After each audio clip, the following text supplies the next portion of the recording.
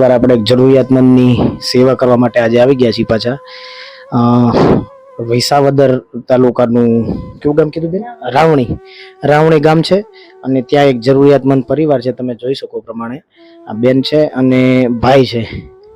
ઘટના ભાઈને કઈ રીતના એટલે કઈ રીતે તમારી પરિસ્થિતિ મને બતાવો. કામે ગયા હતા ને વાડી આવી ગયો તો પેરેલસ મેં 8 વાગ્યામાં છોકરાને નામ બેન ફોન કર્યા મેં મારા રોટલી બાકી છે હજી જમવાનું બાકી છે તમે કઈ આવો એટલે પછી મારા છોકરા એમ કીધું હું જુનાગઢ જાઉં છું દાદા ભેગો તમે કહીને મારા પપ્પા વહી ગયા હતા મમ્મી પપ્પા વહી ગયા નાના બેન એમાં તમે તારી ચિંતા કરો એક ભાઈ છે ના પરિસ્થિતિ છે.